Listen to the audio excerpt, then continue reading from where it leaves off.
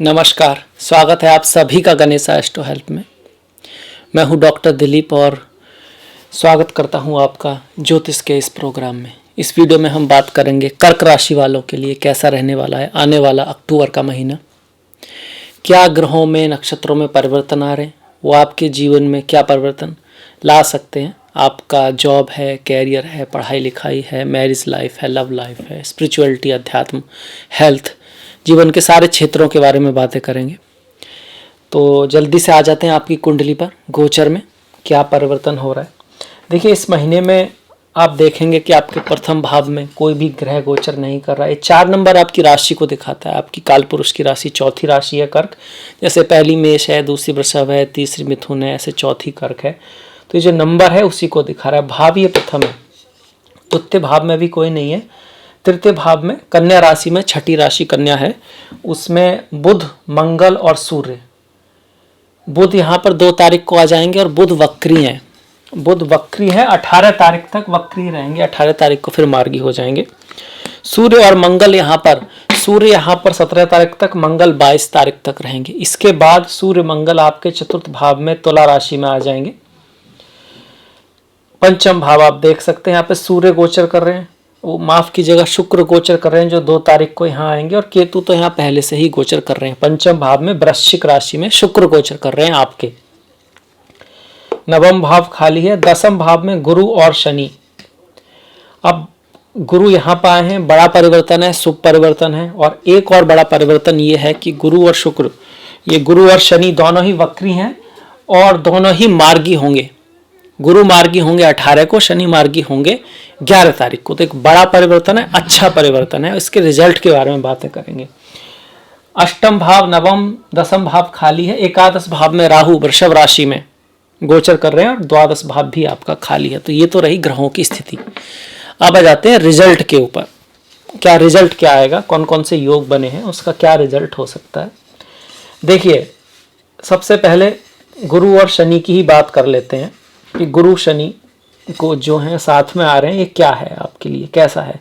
सबसे अच्छी बात है कि गुरु और शनि दोनों ही यहाँ पे शुभ फल दे रहे हैं अभी फिलहाल में, क्योंकि गुरु जो है सप्तम स्थान में अच्छे होते हैं, शनि भी सप्तम स्थान में ठीक होते हैं, और खास करके जब वो गुरु के साथ हों, ये बहुत अच्छी बात है।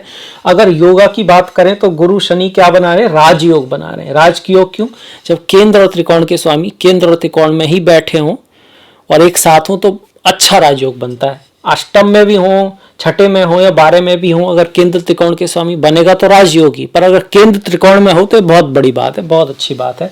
तो आप देखेंगे शनि जो है सप्तम के स्वामी है, सप्तम में ही बैठे हैं, और गुरु नवम के स्वामी है।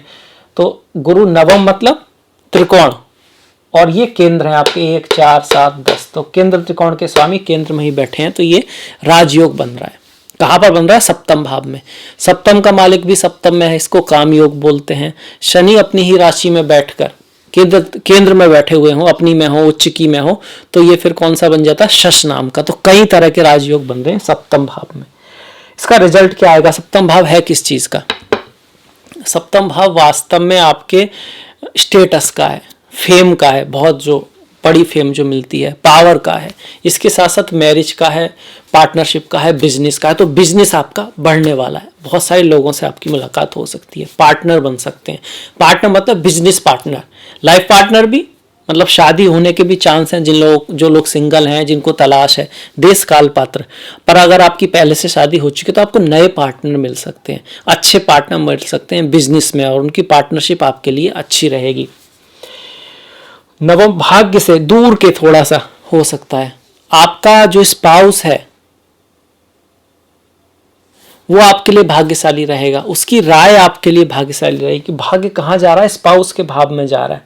हालांकि स्पाउस की सेहत में थोड़ा उतार चढ़ाव रह सकता है, पति पत्नी, प्रेमी प्रेमिका, जीवन संगनी, जीवन साथी के स्वास्थ्य में उतार चढ़ाव हो सकता है, उसके रिश्ते में उतार चढ़ाव हो सकता है, पर उससे कहीं ना कहीं आपको भाग्य आएगा। किस्मत कहीं ना कहीं उसके विचारों से या कहीं ना कहीं उसके थ्रू आपको किस्मत खुलने को यहाँ पे दिखा रहा है, क्योंकि किस्मत का भाग्य कौन सा है, स्वामी भाव कौन सा है, नवम भाव। नवम का स्वामी कहाँ गया, सप्तम में आया। पार्टनर से, अब ये मैरिज पार्टनर भी हो सकता है या फिर आपका बिजनेस पार्टनर भी होता है। पार्टनरशिप से बात करने से, लोगों से मिलने से, बाहर निकलने से रिलेशन बनाने से, नेटवर्किंग बढ़ाने से, यात्राओं से आपका भाग्य बदलने वाला है, आपका भाग्य बढ़ने वाला है इस महीने। तो इस चीज को ध्यान में रखना है। इसके साथ साथ काम नाम का जो योग बना हुआ है, इसमें क्या होता है कि व्यक्ति लॉयल होता है अपने पति पत्नी के साथ, और बिजनेस उसका बढ़ता है। अगर बचपन से, जन्म से हो किसी का, तो उसकी देश परदेश तक ख्याति रहती है। अगर ऐसे में किसी का बच्चा पैदा होता है तो उसके यहाँ ये योग बना आएगा तो देश परदेश तक ख्याति रहती है। अच्छा बिजनेसमैन हो सकता है, अच्छा सर्विसमैन हो सकता है, सर्विस में ऊपर जा सकता है। और सप्तम भाव हर तरह की इच्छाएं उसकी पूर्ति होती हैं, बहुत सारी भोगों की, जो पृथ्वी के भोग हैं वो सब उसको मिलते हैं। ये सब अगर जन्म से है तो। गोचर में भी कहीं ना कहीं आपके घर में कुछ खरीदारी हो सकती है, घर में कुछ ऑस्पिशियस सेरेमनी हो सकती है, कुछ इच्छाएं आपकी पूरी हो सकती हैं, ये सब कराएगा। शादी विवाह, मुलाकात, प्रेम, उनके लिए अच्छा समय है। गुरु का सप्तम भाव में होना, सप्तमेश का सप्तम में होना बिल्कुल बहुत अच्छा समय है। अब ये दोनों ग्रह किसको देखेंगे? लग्न को देख रहे हैं। अब भाग्य का स्वामी लग्न को देख रहा है, सप्तम का स्वामी, अष्टम का स्वामी लग्न को देख रहा है। तो कहीं ना कहीं फॉरेन लैंड जाने का, अब्रॉड एजुकेशन का, हायर एजुकेशन से, गुरु से आपको लाभ होने का चांसेस है। और आपके खैरेक्टर में भी दिखाई देगा नॉलेज, विजडम। आप कहीं ना कहीं अपने आप को आप कहेंगे ऑरा जो है थोड़ी स्ट्रांग पाएंगे कहीं ना कहीं। अब आप कहेंगे भाई गुरु तो नीच के हो रहे हैं, पर उनका नीच भंग हो रहा है, शनि के साथ है, इस वजह से नीच भंग हो गया है। पर फिर भी कहीं ना कहीं नीच भंग राज्य हो गया तो थोड़ा सा चढ़ाव, उतार चढ़ाव के साथ चीजें बनेंगी, पर in the end positive result ही यहाँ से आने वाला है। अब ये बात समझ में आएगी, आपके मन में जरूर आएगी, भाई हम तो इतने महीनों से सुन रहे हैं और हर महीने कुछ ना कुछ अच्छे योग रहते हैं, कुछ खराब भी रहते हैं, और हमारा नंबर तो ऐसा कुछ हो नहीं रहा अच्छा वाला। तो ऐसा कारण, इसका कारण क्या है? जन्म पत्री है। आपने एक विशेष समय पर, विशेष जगह पर जन्म लिया है। उस समय के जो ग्रह नक्षत्र होते हैं, उनकी जो दशाएं, महादशाएं होती हैं, वही डिसाइड करती हैं कहाँ से आपको धन आएगा, कैसे आपका भाग्य साथ देगा, कर्म के लिए आपको क्या करना चाहिए। ये एक ओवरऑल है। इससे ये पता चलता है कि जीवन के किस एरिया में क्या हो सकता है, क्या सावधानी बरती जा सकती है। देखिए, किसी ने इंडिया में जन्म लिया, किसी ने बांग्लादेश में, किसी ने पाकिस्तान में, किसी ने इजराइल में, किसी ने 1 साल पहले, किसी ने 10 साल पहले, किसी ने 30 साल पहले। तो आप समझ सकते हैं ना कितना अंतर आ गया। और गोचर तो सभी का है, तो वहाँ जन्म पत्री का रोल होता है, पर हाँ इसका अपना एक महत्व है। अब इनकी दृष्टियों की बात कर लेते हैं। गुरु की दृष्टि, गुरु शनि की संयुक्त दृष्टि की बात करी कि आपके पद प्रतिष्ठा, प्रमोशन हो सकता है, आपकी समाज में स्थिति सुदृढ़ हो सकती है, आपके जीवन साथी के जीवन में कोई बड़े अच्छे बदलाव आ सकते हैं, बढ़िया बदलाव आ सकते हैं। अगर वो आपकी जीवन संगनी जॉब करती हैं, काम करते हैं, आपके जीवन साथी जॉब करते हैं, काम करते हैं, बिजनेस करते हैं, तो वहां पर बड़ा बदलाव आ सकता है। बड़ा बदलाव का मतलब ये हमेशा नहीं होता कि बहुत आराम आ जाएगा लाइफ में, हो सकता है कि चैलेंज आ जाए, पर वो चैलेंज हैंडल करके आप ऊपर उठोगे, वो कहीं ना कहीं आपके लाइफ में अच्छी चीज निकल के आएंगी बाद में, इस तरह से। इसके बाद देखिए, शनि की दृष्टि अलग से लेते हैं, गुरु की दृष्टि अलग से लेते हैं। तो संयुक्त दृष्टि हो गई जो दोनों की ही है सप्तम पर। शनि की तीसरी दृष्टि जो है लग्न पर पड़ रही है। एक बात और देख लेते हैं कि अच्छा जो रोल आएगा ना, ये योग वाला, ये जो राजयोग वगैरह जो मैंने बताया, उनका ज्यादा रिजल्ट कब आएगा? कम से कम 11 नहीं तो 18 तारीख के बाद ज्यादा आएगा। उससे पहले थोड़े वक्री हैं। वक्री स्थिति में उतना अच्छा रिजल्ट नहीं देंगे ग्रह, जितना कि जब वो मार्गी हो जाएंगे तब देंगे, खास करके गोचर में। इसके बाद देखिए, शनि की तीसरी दृष्टि भाग्य पर है, 7वीं दृष्टि आपके लग्न पर है, और 10वीं दृष्टि आपके चतुर्थ भाव पर है। जो तीसरी जो दृष्टि है शनि की, भाग्य को थोड़ा सा रोकती है, एफर्ट करने पर रिजल्ट आता है, मेहनत थोड़ी सी ज्यादा करनी पड़ती है, थोड़ा सा वेट करने के बाद चीजें होती हैं। तो वेट कीजिए, जब भी कोई कठिन समय होता है हम वेट करते हैं, हम बहुत कुछ सीखते हैं उससे, और वो सीख हमको आगे ले जाती है। उसको ऐसा नहीं कि हमें सीखने नहीं है, भगवान हमके कठिनाई मत दो, कुछ करना ही ना पड़े, ऐसा सही नहीं है। जब आप सीखते हो, कोई प्रॉब्लम आती है तो फिर उसका रास्ता निकालते हो। आपको ये हैबिट में डालना है कि भाई अच्छा है कि प्रॉब्लम आई, अब कुछ सीखने को मिलेगा। आपको रास्ता निकालने के लिए कोई नई चीज सीखनी पड़ेगी, और सब ऐसे ही चलता रहे स्मूथ, कोई प्रॉब्लम ही ना आए, तो ये कोई बहुत अच्छी चॉइस नहीं है। इसमें आप ग्रो नहीं कर रहे हो, आप अपग्रेड नहीं हो रहे। आपका टेलीफोन भी ना हर दिन हर हफ्ते अपग्रेड होता रहता है, आप कैसे अपग्रेड होगे? थोड़ा मुसीबत आएगी, कोई दिक्कत आएगी, उसको सॉल्व करोगे, कुछ सीखोगे, ऐसे ही तो अपग्रेड होगे। उससे भागना नहीं है। उससे जो भागता है वो सफल नहीं हो सकता। फिर वो बाद में बहाना जरूर ढूंढ लेगा, देश का, पॉलिटिक्स का, सरकार का, फैमिली का, किस्मत का, पर कहीं ना कहीं वो पहले खुद ही उसकी जो प्रवृत्ति है, उसकी जो सत्व रज तमस का जो घोलमेल है, उसने ही डिसाइड कर लिया कि कामयाब तो होना नहीं है, पर उसकी रिजल्ट फिर वो कहीं ना कहीं ढूंढ लेगा। तो अगर कामयाब होना है तो अपग्रेड होते रहना पड़ेगा, चीज़ों से सीखते रहना पड़ेगा। शनि यहाँ पर यही कह रहे हैं बस कि थोड़ा मेहनत कीजिए, सीखिए, थोड़ा सा ऑब्स्टिकल आएंगे, उनको कैसे पार जाना है ये आपको करना पड़ेगा। अगर आप जाते हो तो भाग्य आपका साथ देगा। शनि की गुरु की संयुक्त दृष्टि हमने बात कर चुके हैं। शनि की चतुर्थ भाव पर जो दृष्टि है, 10वीं दृष्टि, माता के स्वास्थ्य का ध्यान रखें। आपको आपके जन्मभूमि से थोड़ा दूर जाना पड़ सकता है, माता से रिश्तों में थोड़ा बहुत खटास आ सकती है, उनके स्वास्थ्य में थोड़ा बहुत दिक्कत रह सकती है, इस बात का ख्याल रखें। गुरु की बात कर लेते हैं। गुरु की 5वीं दृष्टि एकादश भाव पर, दोनों की संयुक्त दृष्टि की बात हम कर चुके हैं। और 9वीं दृष्टि जो है वो तृतीय भाव पर पड़ेगी। जो एकादश भाव पर जो दृष्टि है वो क्या कह रही है? एकादश भाव है क्या?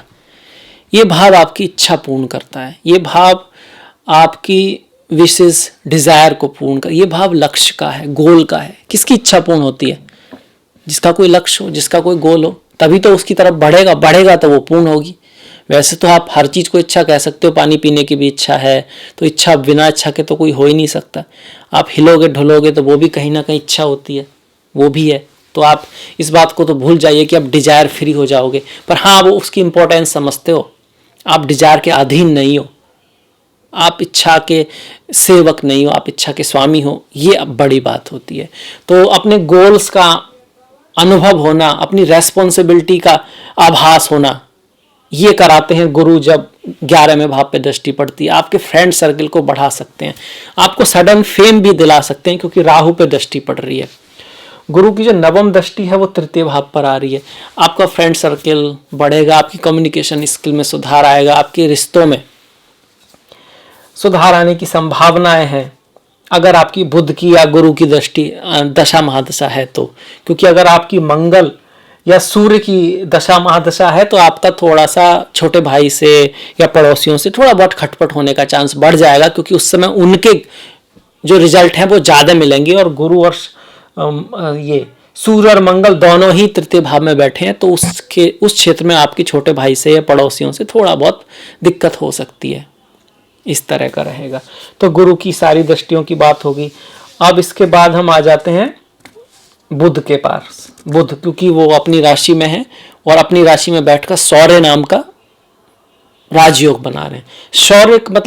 शौर्य का मतलब होता है एफर्ट, मेहनत, महत्वाकांक्षा, कार्य करना, यात्राओं पे जाना, प्रयत्नशील रहना, उससे इस व्यक्ति का राजयोग बनता है। अगर किसी का जन्म पत्री में है वो तो, या तो बातें करने में भी, बातें करना बहुत बड़ा गुण है। कुछ लोग कहते हैं वे बातों से ही, भाई बात तो बहुत बड़ी चीज है। बातों से आप किसी सब्जेक्ट को समझा सकते हो, बातों से आप किसी चीज का सॉल्यूशन निकाल सकते हो। बातों से जो हो सकता है वो तो हथियारों से भी नहीं हो सकता। तो बात करना बहुत बड़ा गुण है। और जिनका तृतीय भाव का स्वामी तृतीय में होता है वो बात करना जानते हैं, बहुत अच्छी तरह से फ्रेंड बना लेते हैं, कोई भी प्रॉब्लम हो उसको बातों से ही सुलझा देते हैं। तो आपके उसमें भी यही योग आया, जन्मपत्री में जिसके है तो उसके लिए तो बहुत ही बढ़िया है। मतलब अपनी बातों से आप बहुत कुछ ऐसा कर सकते हो जो आपके लिए भाग्य को खींच के लाएगा।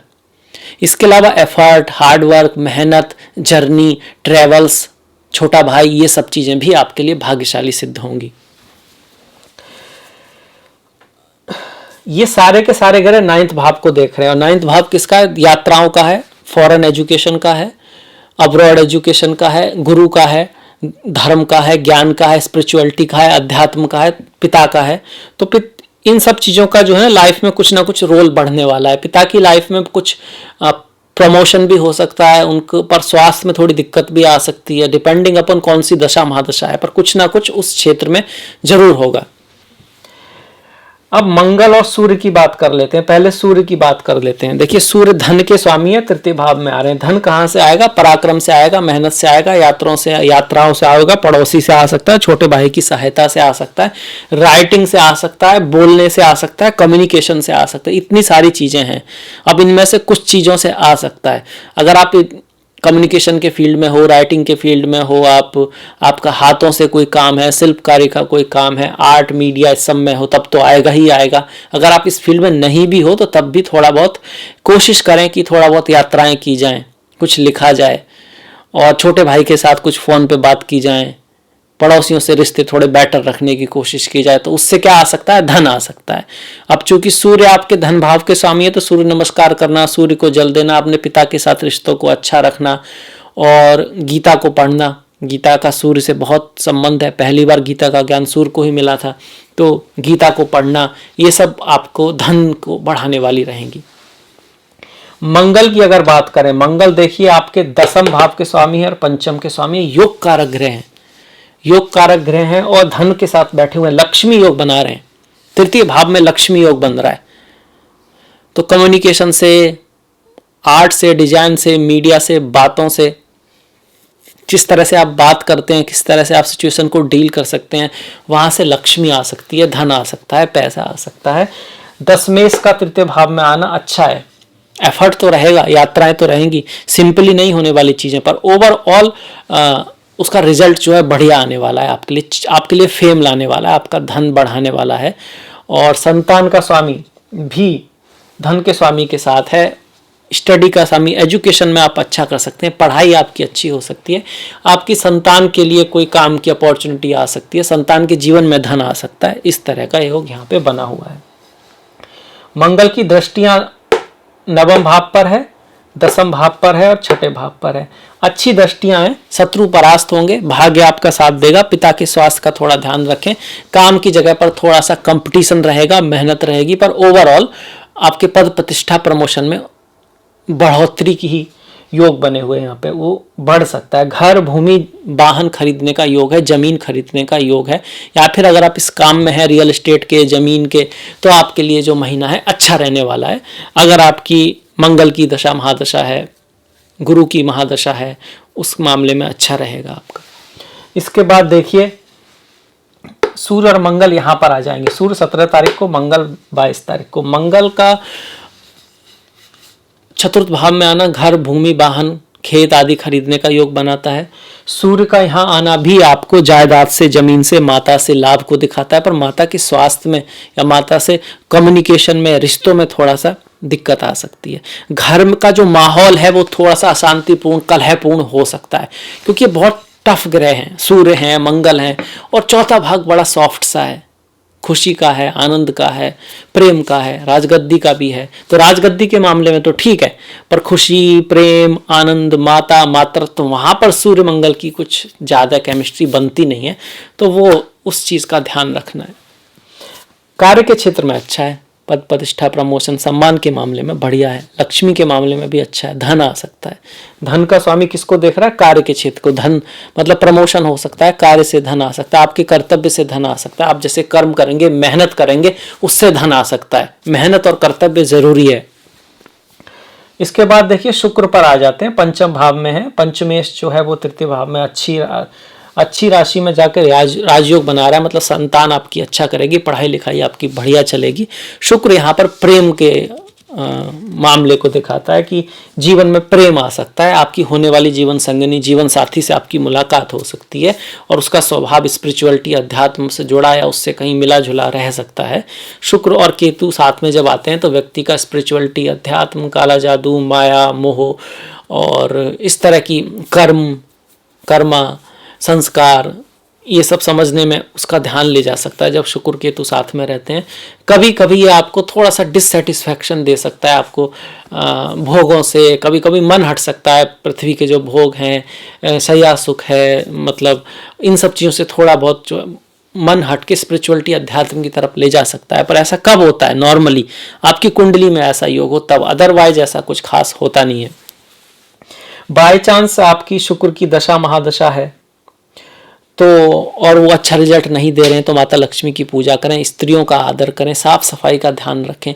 साफ सफाई मतलब मन में स्वच्छ विचार हो, तन पे स्वच्छ कपड़े हों, शरीर साफ हो, मन में विचार स्वच्छ हों, साफ हों। इसका बड़ा मुश्किल है थोड़ा सा, कपड़े थोड़ा आसान है। क्या कर सकते हैं, अच्छी बुक्स पढ़ें, अच्छा ऑडियो सुने, अच्छी वीडियो देखें, थोड़ा बहुत एक आध विचार आता है, क्योंकि काम, क्रोध, लोभ, मोह, ईर्ष्या, अहंकार ये स्वतः ही होते हैं व्यक्ति के, क्योंकि तमस एक गुण है, सत्व रज तमस, तो उसके थ्रू ये आपके अंदर होते हैं। पर जब ये आप पे हावी होने लगे, जब ये आपके बुद्धि को कंट्रोल करने लगे, जब ये आपके मन पे हावी होने लगे, तब ये राहु केतु बन जाते हैं। जैसे राहु केतु ने ना सूर्य चंद्र को खा जाते हैं, मन को, बुद्धि को, आत्मा को ढक लेते हैं, ऐसे ये भी क्रोध जब आता है तो आपको ढक लेता है। उस कंडीशन में फिर ये खतरनाक हो जाते हैं, हानिकारक हो जाते हैं। जब लोभ आपके व्यवहार को ढकने लगे, आपकी बुद्धि को बाधित करने लगे, लालच, मतलब आप लालच में होकर कोई निर्णय लेने लगे, तो फिर ये राहु केतु बन जाते हैं। और समझ लीजिए कहीं ना कहीं कुछ ना कुछ गलत होगा ही होगा। तो ऐसा नहीं होने देना है। उसका तरीका क्या है, अच्छी बुक्स पढ़ना, अच्छी ऑडियो सुनना, अच्छे दोस्त, अच्छे फ्रेंड्स। देखिए आपके आसपास वाले कुछ 4-5 लोग ऐसे हों जो सही रास्ते से, सही तरीकों से आगे बढ़ रहे हो ना, तो आपसे उनको बहुत कुछ सीखने को मिलेगा, उनसे आपको, वो भी बहुत ज़रूरी है। जैसे कि कोई व्यक्ति हो, उसके आसपास वाले सब ऐसे हों जो पीते रहते हो, तो आप देखोगे 4-5 महीने बाद वो भी पीने लग जाएगा। ये अंतर होता है इस चीज़ का। मनुष्य एक सामाजिक प्राणी है, तो अपनी जो सोसाइटी है किस तरह की है, किस बात को डिस्कशन हो रहा है वहाँ पे, किस बात को लेके, दूसरों की बुराइयों को सुधारने में लगे हुए हैं या अपने को सुधारने में लगे हुए हैं, क्या हो रहा है लाइफ में, ये ध्यान देने की ज़रूरत है। अब इसके बाद देखिए गुरु और शनि, जिनकी हम पहले ही बात कर चुके हैं। तो सारे ग्रहों की बात करी, राहु, एकादश भाव का राहु बहुत अच्छा होता है। आपको अचानक से मतलब जमीन से आसमान पर बैठा सकता है, बहुत सारा धन दे सकता है, बहुत सारी फेम दे सकता है, और खास करके 36 या 42 साल के बाद ज़्यादा पैसा देता है। राहु एकादश भाव में होता है, फॉरेन लैंड से व्यक्ति को जोड़ता है, विदेशों से जोड़ता है, और ऐसे लोग बाहर जाकर लाइफ में बहुत कुछ करते हैं। धन के मामले में अच्छा होता है, यात्रा के समय थोड़ा सा ध्यान रखना चाहिए ऐसे व्यक्तियों को। और पर ये सब कब होगा कि भाई जमीन से उठा के आपको आसमान में बिठा दे, ये जब होगा जब जन्म पत्री में राहु आपके पहले तो खुद एकादश भाव में हो, दूसरा उन पर किसी केंद्र या त्रिकोण के स्वामी की दृष्टि हो, अच्छी स्थिति में हो, तभी वो ऐसा रिजल्ट देंगे। अदरवाइज ऐसा रिजल्ट नहीं मिलेगा। नहीं तो वो तो कितने दिनों से चल रहे हैं, तो अब तक तो सब कर्क वाले आसमान में ही दिख रहे होते। कुछ 4 हैं जिनका कुंडली में जन्म पत्री में राहु अच्छे हैं, पर हाँ गोचर में राहु अच्छा कर रहे हैं, बढ़िया कर रहे हैं। राहु की वजह से कोई दिक्कत 100% नहीं है। और अगर ऐसे में आपको दिक्कत आ रही है, मतलब जन्म पत्री में राहु उतने शायद अच्छे ना हो, तो माता दुर्गा की पूजा करें। राहु छाया है, जैसे हमने बात की ना, अंधकार है, काम, क्रोध, लोभ, मोह, ईर्ष्या, अहंकार, तो इनसे ऊपर उठ पाना भी इनकी एक रेमेडी है। इसके साथ साथ जो गरीब लोग हैं उनके लिए कुछ करना, जो गाय है, कौवा है, कुत्ता है, जो जीव है हमारे आसपास, उनका ख्याल रखना, खास करके बुधवार को या शनिवार को बहुत अच्छा रहता है।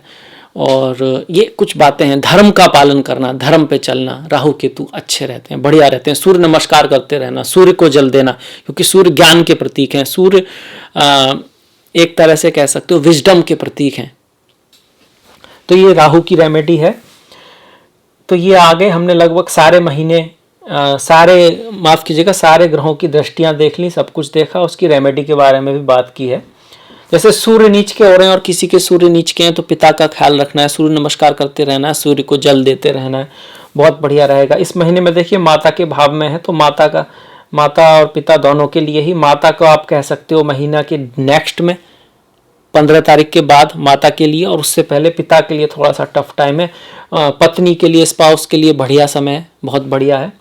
और छोटे भाई के लिए भी बहुत बढ़िया है। अगर वो आपकी बुध की दशा है, बुध की अंतरदशा है, तो आपके लिए बहुत बढ़िया है।